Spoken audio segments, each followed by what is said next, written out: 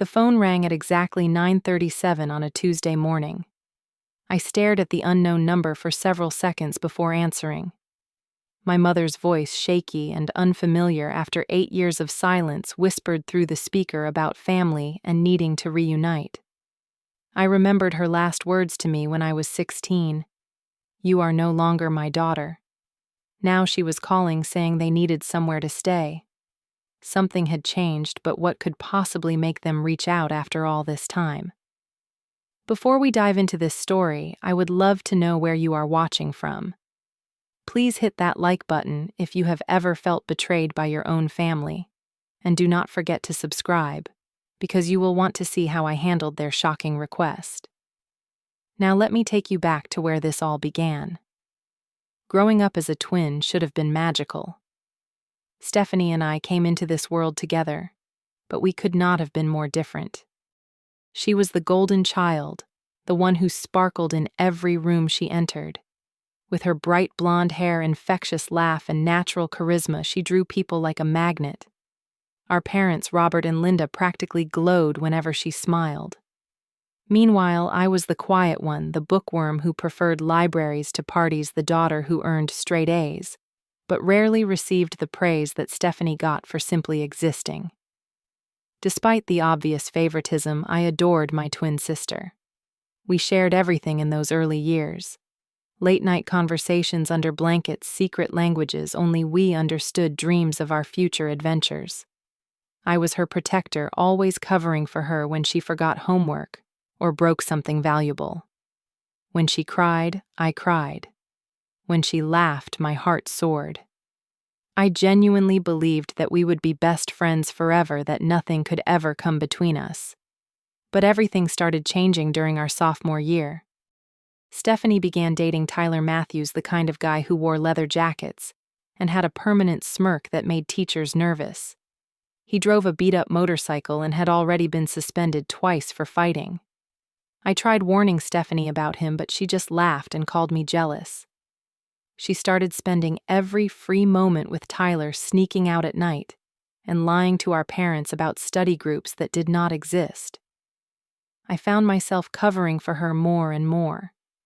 When Mom asked where Stephanie was, I would make up elaborate stories about cheerleading practice or volunteering at the library.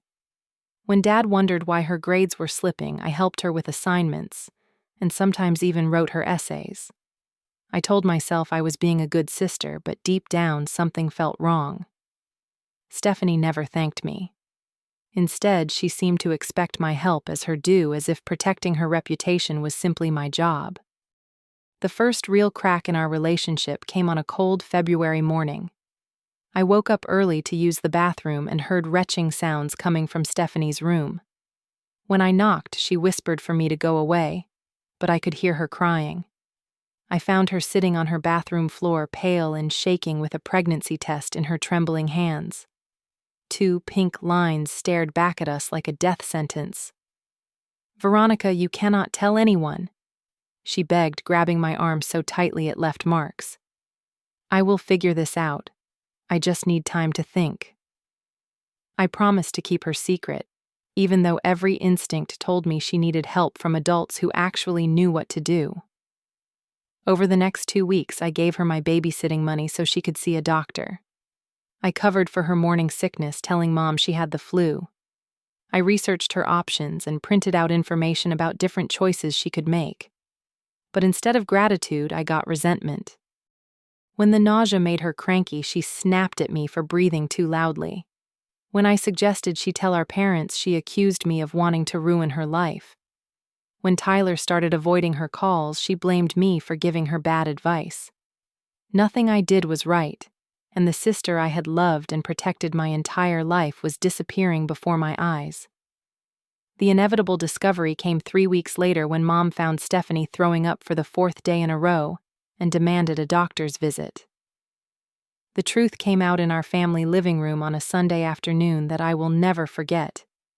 But instead of taking responsibility, Stephanie pointed her finger directly at me. Through her tears, she told our parents that I had known for weeks and had not said anything. She claimed I had encouraged her to keep the secret and had even helped her hide it from them. I sat there in stunned silence as my parents' faces transformed from shock to fury, but their anger was not directed at Stephanie. It was aimed squarely at me. "How could you let this happen?" Dad shouted. "You are supposed to look out for your sister." Mom's disappointed stare cut deeper than any words could have. In that moment, I realized that no matter what I said, they had already decided who was the victim and who was to blame. The foundation of my world started crumbling beneath my feet. What happened next turned my life into a waking nightmare that lasted for months.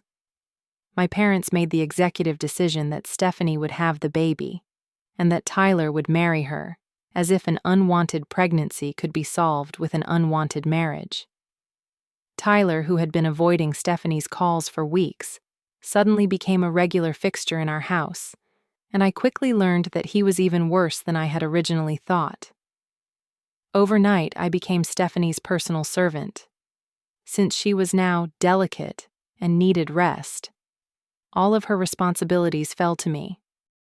I had to wake up an hour earlier every morning to prepare her breakfast and pack her lunch. I drove her to doctor's appointments because she claimed the smell of the car made her sick when anyone else was driving. I did her laundry, cleaned her room, and even completed her homework because stress was bad for the baby. School became impossible to focus on.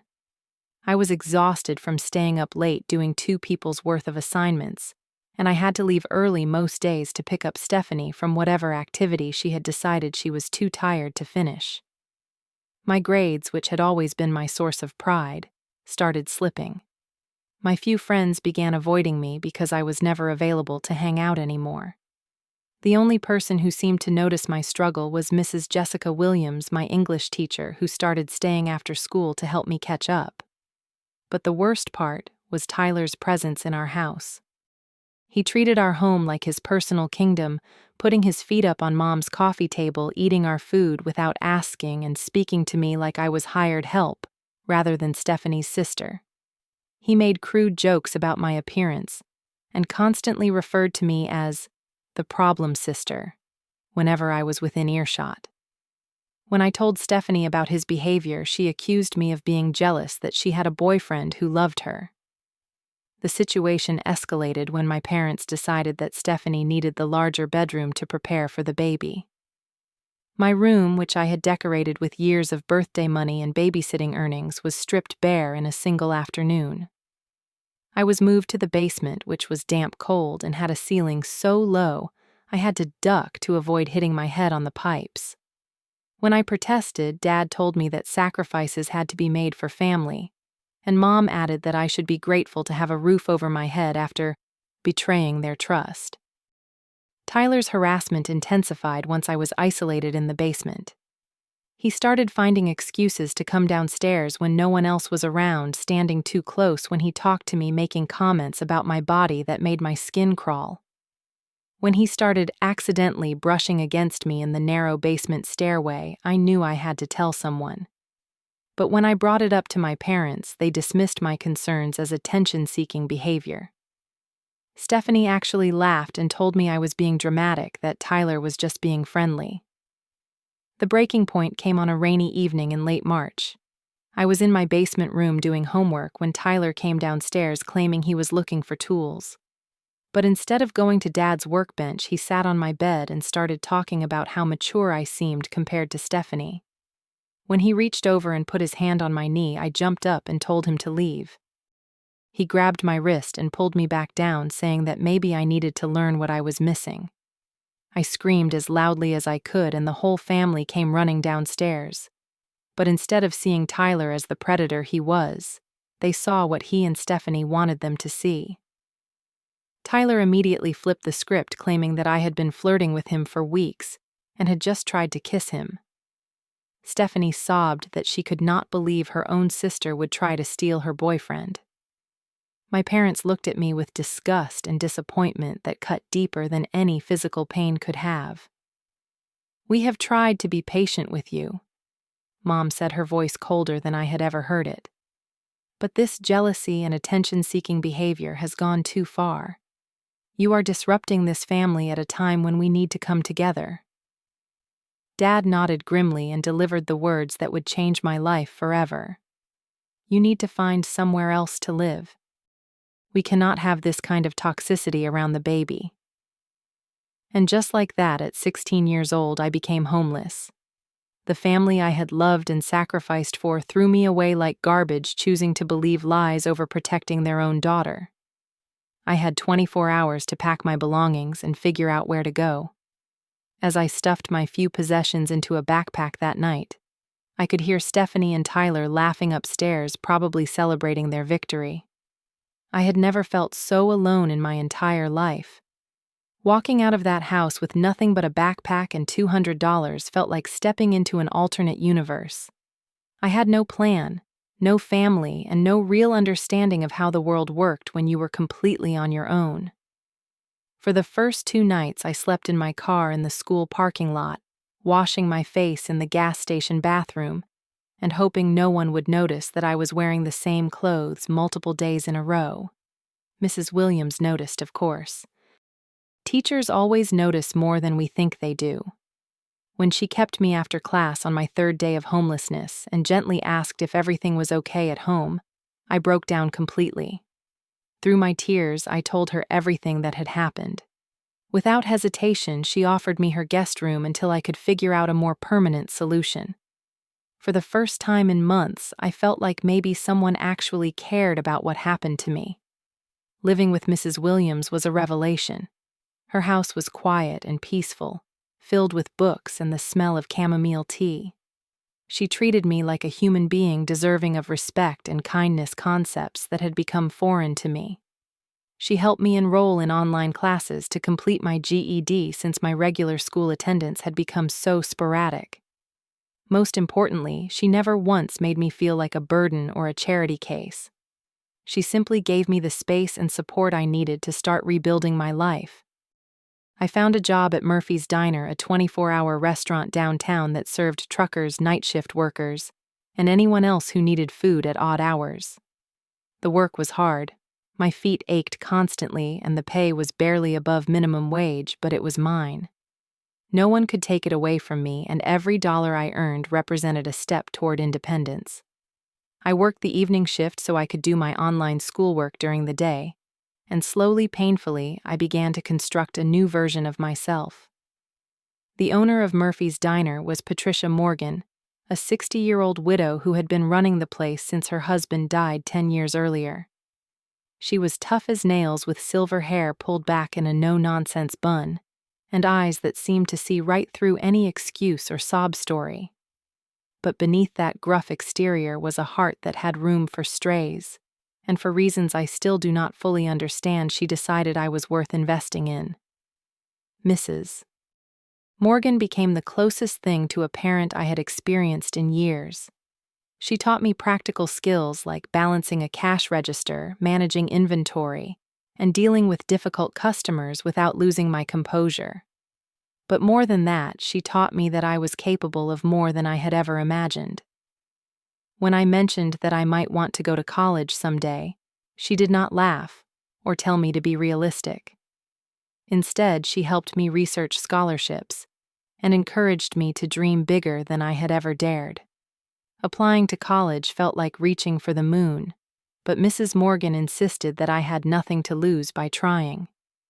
Together, we filled out scholarship applications, wrote essay after essay, and submitted my GED scores to state universities across the region. When the acceptance letter came from State University, along with a partial scholarship, I cried in the diner's break room for 20 minutes. Mrs. Morgan just handed me a tissue and said, "I told you so." College was a whole new world of possibilities. I chose business management as my major, figuring that learning how to run organizations efficiently might help me build the kind of stable life I had always wanted. My part-time job at a local restaurant helped cover what the scholarship did not, and I threw myself into my studies with the intensity of someone who knew exactly how much this opportunity was worth. During my sophomore year, I met Marcus Thompson in an accounting class, where we were randomly assigned as study partners. Marcus was the kind of person who made friendship feel effortless. He was kind without being weak, ambitious, without being ruthless and funny in a way that never came at someone else's expense. When he asked me out for coffee after our final exam, I said yes, without overthinking it for the first time in my life. Our relationship developed slowly and naturally, built on mutual respect and genuine compatibility. Marcus never pressured me to talk about my family situation, but when I finally felt ready to share my story, he listened without judgment, and never once suggested that I should try to reconcile with people who had treated me so badly. He understood that sometimes family is not about blood, but about choosing to love and support each other through all of life's challenges. I graduated summa cum laude, with a degree in business management, and multiple job offers from companies that recruited directly from our program. I chose a position with a marketing firm in the city, starting as a junior account coordinator with room for advancement. Marcus and I moved in together after graduation, splitting time between our careers and building the kind of partnership I had never seen modeled in my childhood home. 4 years later, Marcus proposed during a weekend camping trip, getting down on one knee beside a mountain lake that reflected the sunset like liquid gold. Our wedding was small but perfect, attended by Mrs. Morgan, Mrs. Williams, my closest friends from college, and Marcus's wonderfully normal family who had welcomed me like their own daughter from the very beginning. I had built a life that was entirely my own, filled with people who chose to love me, and whom I chose to love in return. 8 years had passed since I walked out of my childhood home, and I had successfully built a life that felt secure, purposeful, and genuinely happy. Marcus and I owned a cozy 3-bedroom house in a quiet neighborhood with good schools, even though we had not yet decided whether children were in our future. I had been promoted to senior account manager at my marketing firm, managing a team of 6 people and working with clients whose budgets were larger than my entire family's annual income had been growing up.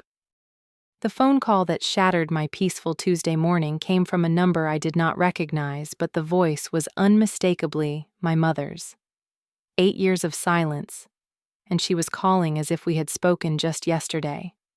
Her tone was shaky, uncertain, completely different from the cold authority I remembered from my teenage years. "Veronica, honey, it's Mom," she said, as if I might have forgotten what she sounded like.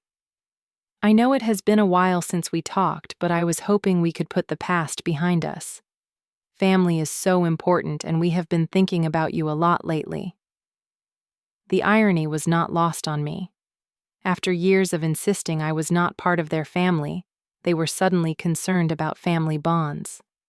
I listened as she explained that life had not been easy for them. Tyler had left Stephanie when their second child was 2 years old, claiming he needed to find himself, and disappearing without paying a dime of child support. Stephanie was now a single mother of 2, struggling to make ends meet while working retail jobs that barely covered her expenses. My father had been laid off from his construction job 6 months earlier, and at 58 he was having trouble finding new employment. They had burned through their savings, fallen behind on their mortgage, and were facing foreclosure.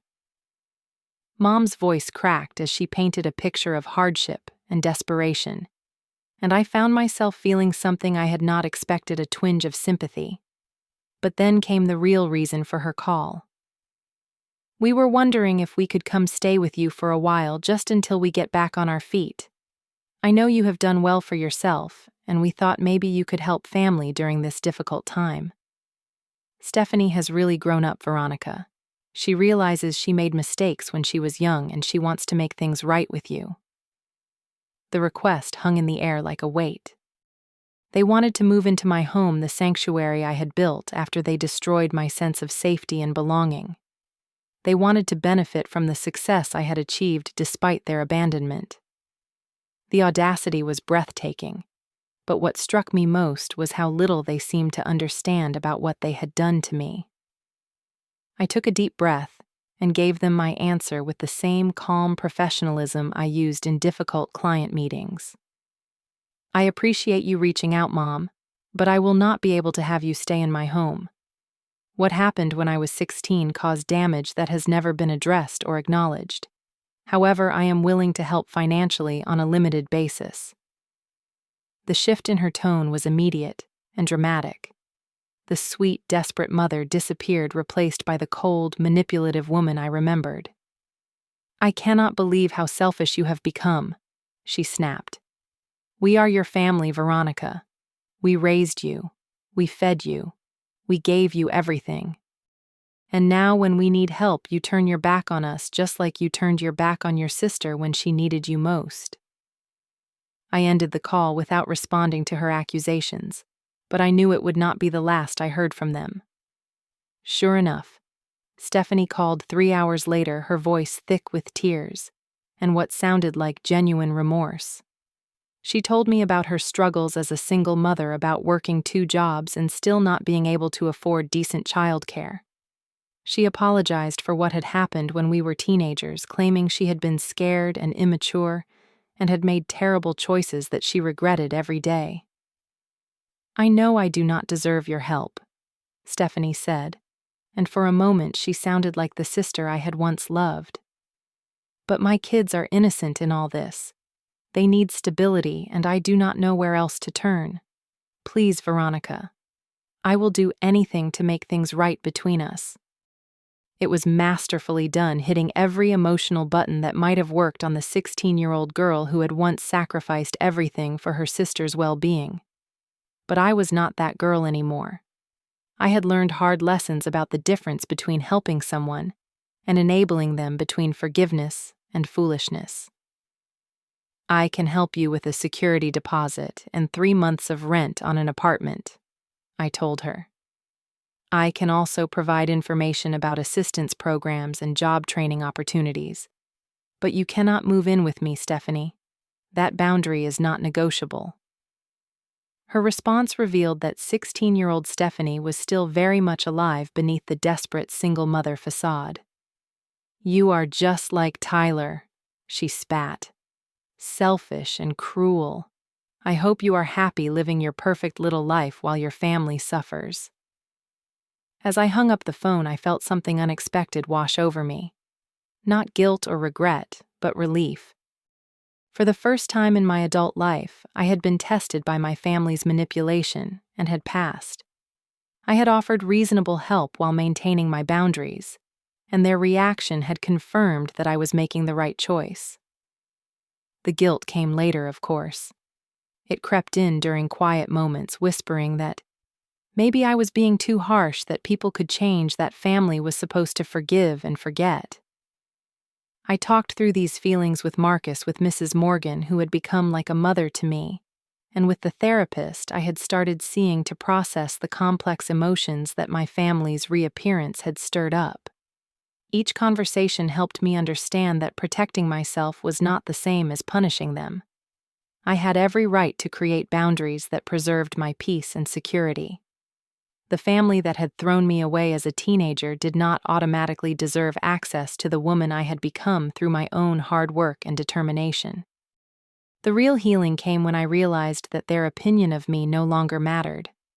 I had spent years building a life filled with people who valued and respected me, who supported my dreams and celebrated my successes. I had created the kind of family I had always wanted, one based on choice, rather than obligation, on love, rather than control. 6 months later, I heard through mutual acquaintances that my parents and Stephanie had moved in with my father's brother in another state. I felt neither satisfaction nor sadness at this news, just a quiet acknowledgement that their story was continuing without me exactly as it should be. Sometimes the family you create is stronger than the one you were born into, and that is not something to feel guilty about. It is something to celebrate. The people who choose to love you despite knowing all your flaws, who support your growth instead of demanding your sacrifice, who build you up instead of tearing you down, those are the people who deserve your loyalty and devotion. I learned that forgiveness does not require forgetting, and that loving someone does not mean accepting their harmful behavior. I learned that setting boundaries is not selfish but necessary, and that protecting your peace is not cruel but wise. Most importantly, I learned that you do not owe anyone access to the life you have built, no matter how much DNA you share with them. My story is not unique. There are countless people who have had to choose between family loyalty and personal well-being, who have had to build new lives from the ashes of old betrayals. If you are one of those people, please know that you are not alone, and you are not wrong to prioritize your own healing and happiness. Have you ever had to set difficult boundaries with family members who tried to manipulate you back into toxic situations? I would love to hear about your experiences in the comments below. If this story resonated with you, please give it a like and share it with someone who might need to hear this message. Do not forget to subscribe for more stories about overcoming family trauma and building the life you deserve. Thank you for listening to my journey, and remember that sometimes the most loving thing you can do is love yourself enough to walk away. Until next time, keep choosing your own happiness and surrounding yourself with people who truly see your worth.